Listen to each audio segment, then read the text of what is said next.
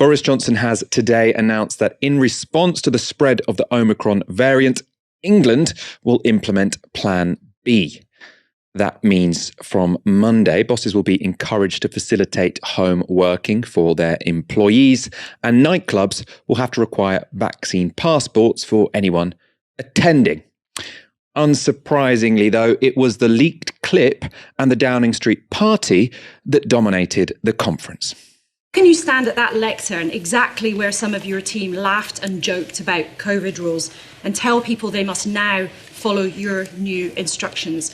And are you really asking the public to believe that you had no idea what was going on under your own roof? Actually, the first thing I want to say, thanks very much, Laura. The first thing I want to say is that I know that today Allegra Stratton has resigned, and I wanted to pay tribute to her because she has been, in spite of what everybody has seen, and again, I make no excuses for the frivolity with which the subject was handled in that rehearsal that people saw in that clip, and there could be no excuse for it. And it was I can totally understand how infuriating it was. But I want to say that Allegra has been a fine colleague, has achieved a great deal in her time in government, and was a particularly effective spokesman for COP26. She coined the coal, cars, cash, trees agenda and helped really to marshal and to rally the world behind the agreement in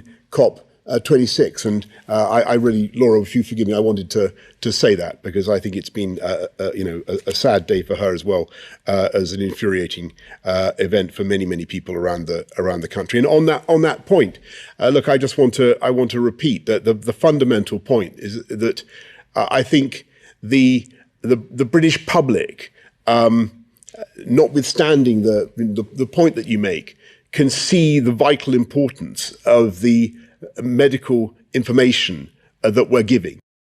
And that was a filibustering answer if you've ever heard one. He's asked, what should the public think? You're introducing new rules. We now can see that not only did your staff break the rules, they then essentially mocked the public for following them. How are they supposed to have any confidence in the new measures you are now taking? Now, I mean, it's a persuasive question. His answer was not remotely satisfactory. I do think that in terms of being serious about public health here, it's going to be really difficult for them to bring in any restrictions on parties or nightclubs, etc. if they need to. At this point in time, Plan B, I mean, it really just involves people having to work from home and vaccine passports. I don't think these are things that people really mind, which is why they should have been brought in weeks or months ago. Let's have a look at what Patrick Vallance and Chris Whitty said at that press conference. They were quite awkward for much of it. That's because they were being asked, about this very awkward clip that happened in the Downing Street press briefing room, the room that they were giving that conference from. Patrick Vallance did give an interesting answer about whether or not restrictions this winter mean we'll face them in perpetuity. This virus has mutated a lot quickly, and that is sort of what you'd expect at this stage, that you start to see more mutations. This one's got a lot more than anyone thought would arrive that quickly, and that's what's caused so many concerns about it, spreading very fast. The good news is that so far it looks as though when you get very high antibody levels with the booster vaccine, it's definitely having some effect against it in the laboratory studies. We need to watch and see what happens over the next few weeks as we get more data on that. So the boosters remain incredibly important as a way of increasing immunity. What we're on is a road from pandemic to endemic, where this becomes a more sort of regular infection like flu or something over time, but we're in a sort of bumpy transition for that. And that's going to be difficult, and it is difficult now, and there are special measures that need to happen now to try and reduce the spread. It doesn't mean this is what happens in perpetuity. You would expect that over time, this becomes a virus which then has peaks every year, just in the way that flu does, perhaps, but it wouldn't be endlessly having new variants that always escape vaccines to some extent, you would also expect that the vaccine will need to change over time, just as the flu vaccine changes year on year, and you get a slightly different one because the thing continues to evolve a bit. Chris Whitty went on to sort of put more of the focus on the medical interventions that will hopefully mean that we won't need restrictions every winter. What I think about these restrictions, if you're interested, is that they probably are necessary at this point in time, but they probably won't do that much. I think potentially, I think it's 50-50 whether things like nightclubs will just be completely closed by New Year's Eve. I don't, well, I mean, if they have to be, they have to be. I'd prefer them not to be because I've got plans for New Year's Eve. But if we're at a position where hospitals are at severe risk of being overwhelmed, which I think could be quite possible actually this winter, then that will have to happen.